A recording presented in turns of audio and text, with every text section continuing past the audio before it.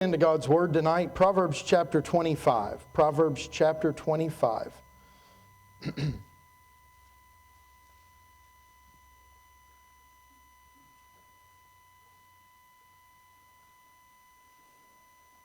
Speaking of using instrumental talent for the Lord, just recently I had the privilege of talking with Al and Carol Hollingsworth down in Texas, and I asked how they were doing. And they said just fine.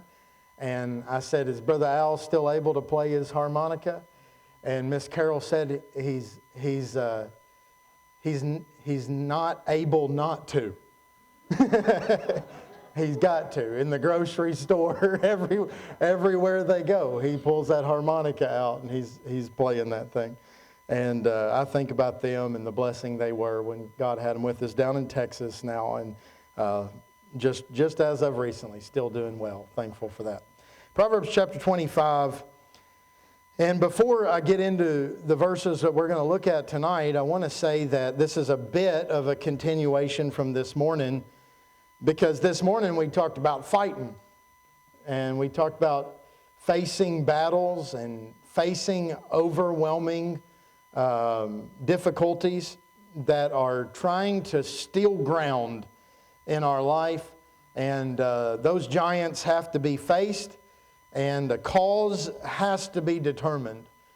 And I want to emphasize tonight just how important that is, of determining a cause before entering into battle.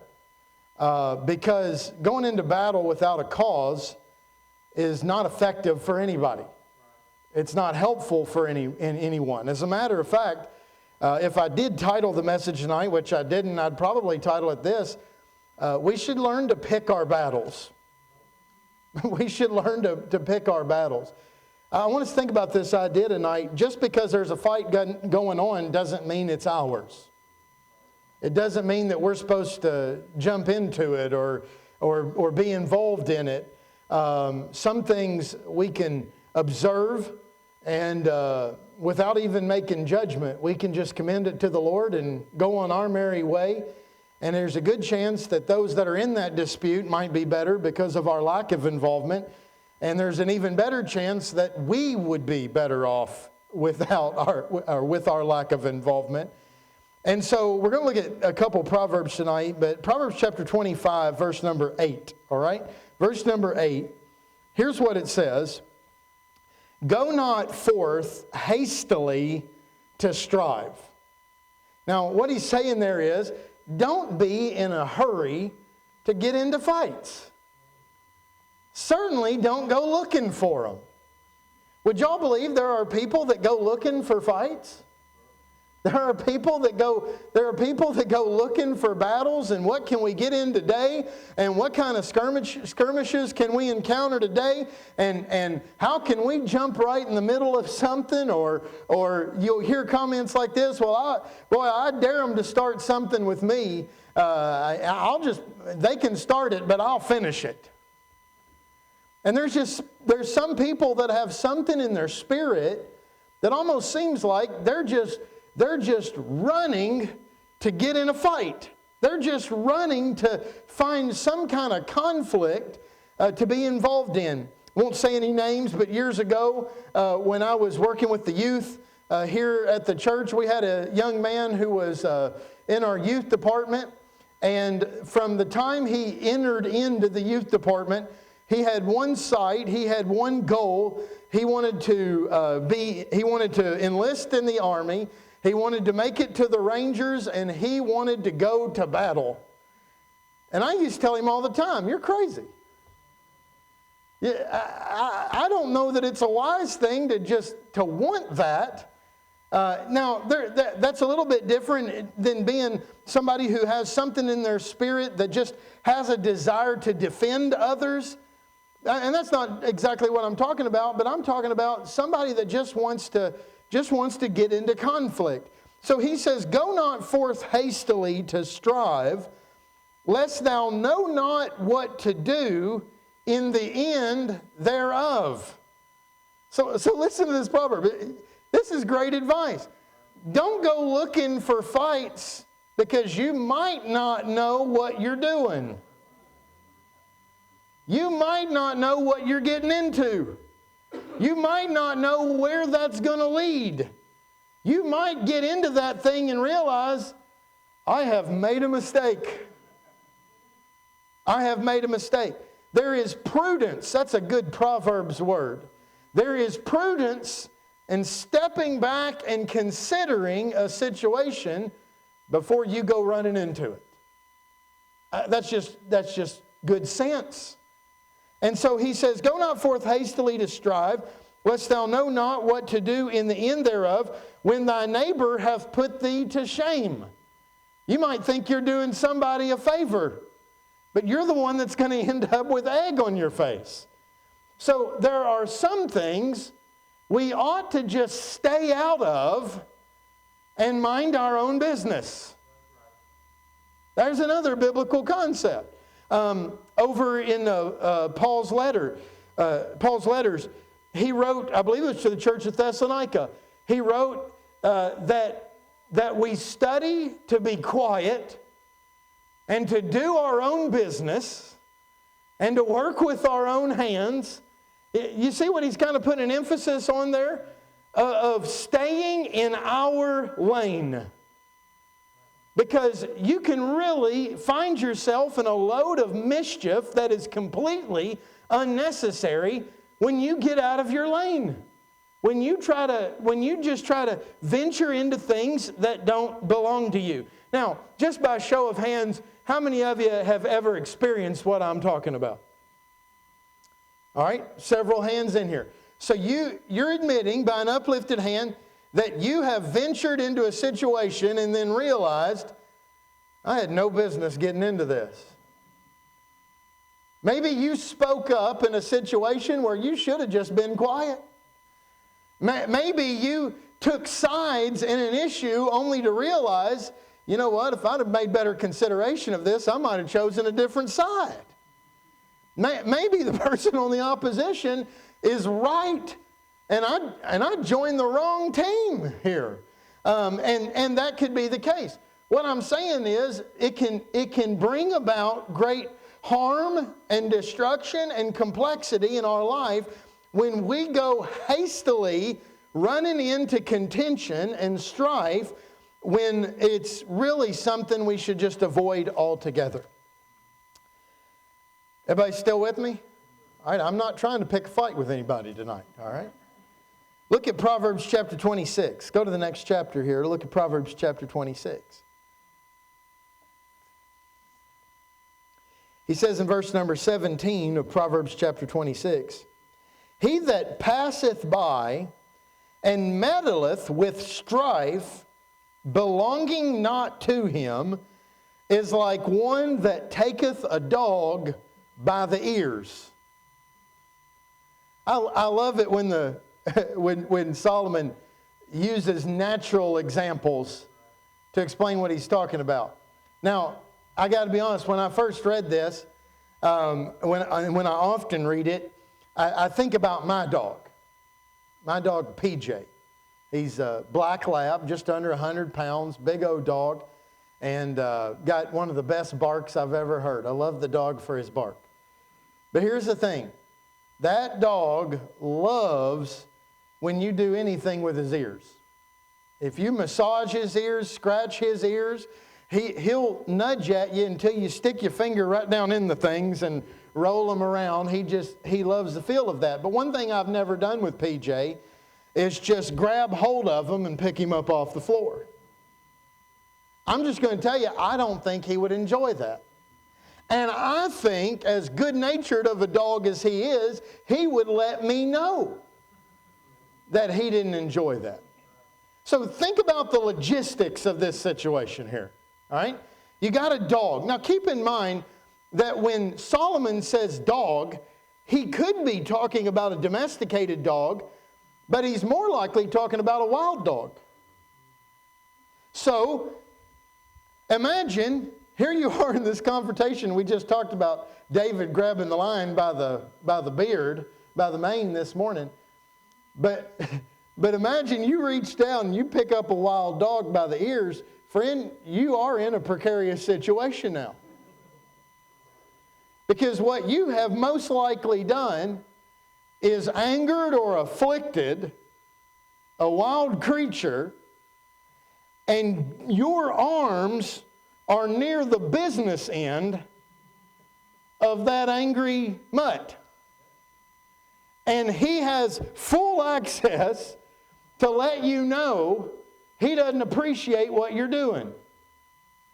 And Solomon likens being in that vulnerable, precarious situation, he likens that to involving yourself, or what he calls meddling, in strife. That's contention or a battle or a fight that does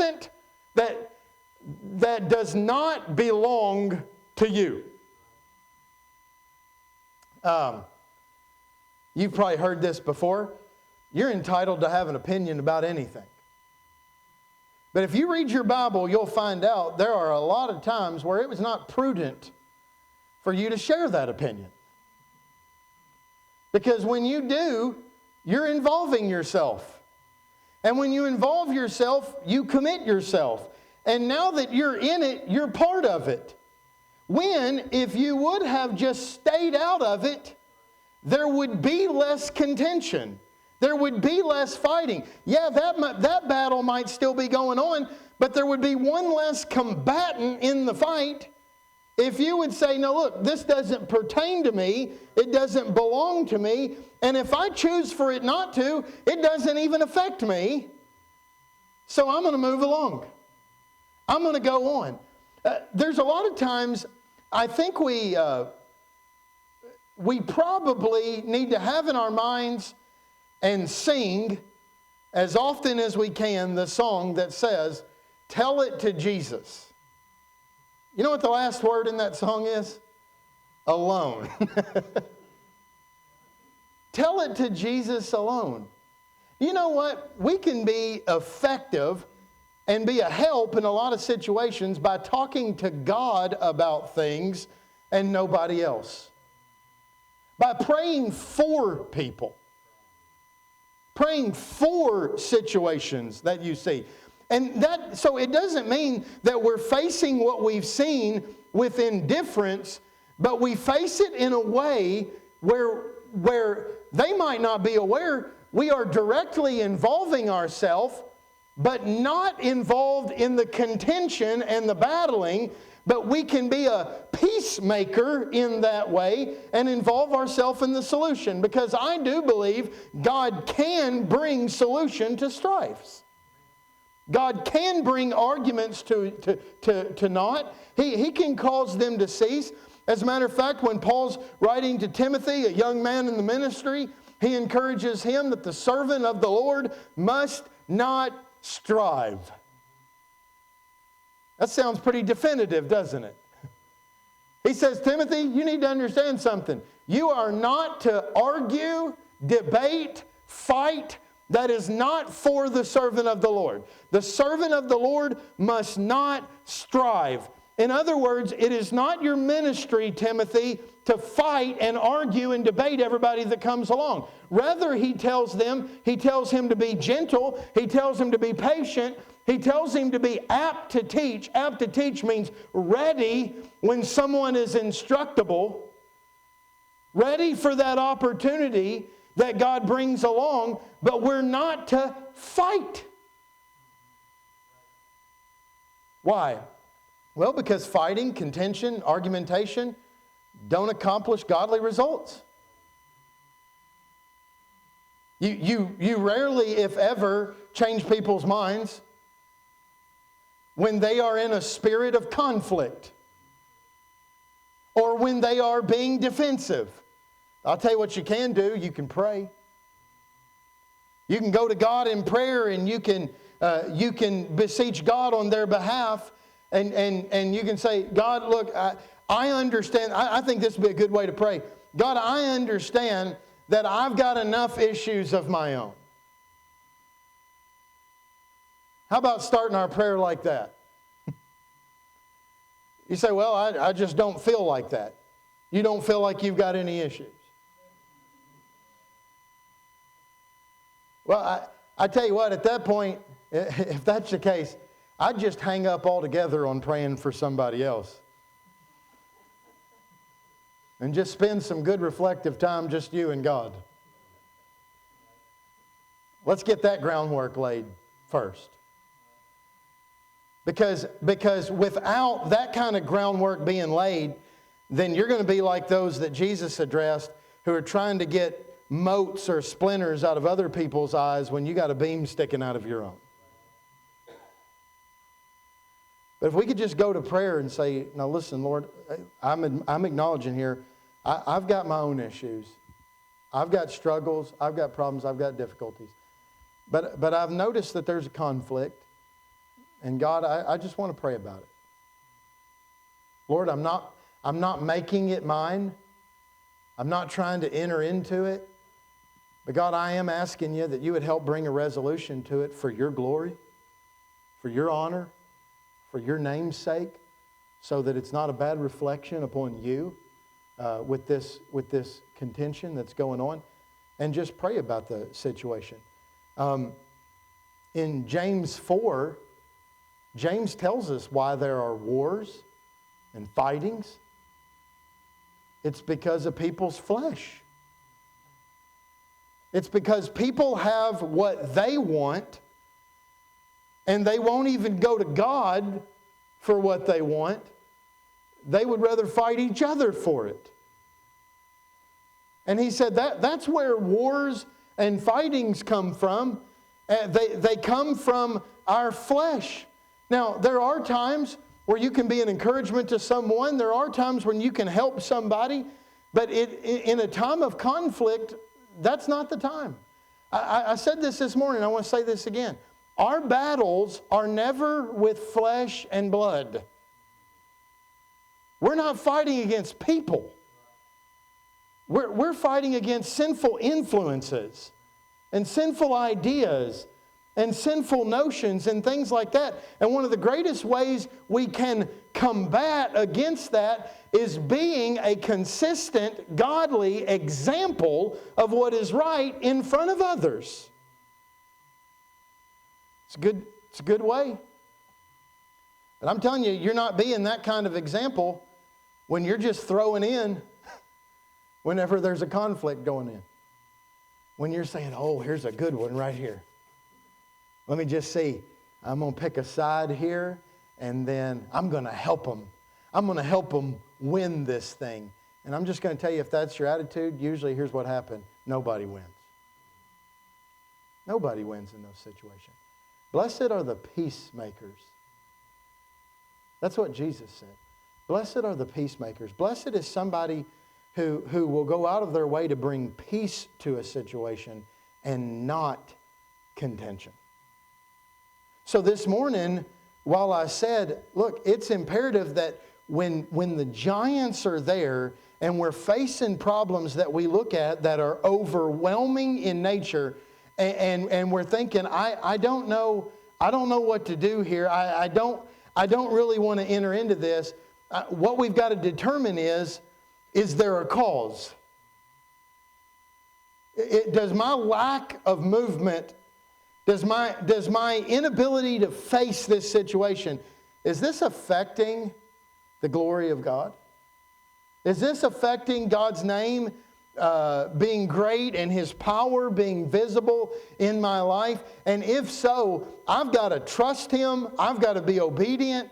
And as He leads, I've got to move against this threat. But I don't want anybody to take this message that was a pep talk this morning of, hey, there's some things in our life we need to be ready to do battle against. I don't want anybody coming away from that thinking, a pastor's just saying, let's fight. Think about this. There's a lot of people in here who are about to spend time with family, friends, over Thanksgiving. And I'm telling you, some of the people we have a tendency to spat with the most are the people that we're the closest to. And it might have already crossed our mind. That, well, we're going to get together on Thursday and we're going to, it should be fine. But if she does that thing, then I'm just going to tell her how I feel about that. Or if he and her start going at it, well, I've already got picked out what I'm going to say. Maybe the best thing you can do is just stay out of it. Not add to it. Not pour fuel to the flame. But be a peacemaker. Hey, we don't get together that often. Does this have to be brought up? Let's do something else. Let's center around something we have in common here. Let's enjoy our time together. And just be an encouragement to one another. I've been blessed in my life to be around some genuine peacemakers. Some people that when you think about them and you think about their spirit, you just think, I don't know that I could ever fight around them. I would feel bad to be contentious around that person. Well, can you imagine if we all had that kind of spirit? The kind of accountability that we could provide one to another, and the kind of help that we could be one to another, and in time actually be used to bring genuine conflict. Bring genuine resolution to conflicts. Give me a second, I'll eventually get it right. Yeah, to bring genuine resolution to conflicts, and in a way where somebody, when they're past the combative spirit, when peace has been achieved, they can look back and go, you know what? You were a help in that process. You didn't put yourself on one side or the other. You didn't add into the mess. You didn't join in the fray. You were there for them. You were there for me. And boy, I just want to thank you for the consistency that you showed during that. And I'm telling you, God can use us to have a part of that. That's not the case if you rush hastily into strife. Well, you're just going to end up being put to shame in those situations. That's not going to happen if you are just passing by and choose to meddle in a situation that does not belong to you. That's going to put you in a very vulnerable place. Very vulnerable place. But if we can mind our own business and things that come to our attention, if we could at least just start by telling it to Jesus alone,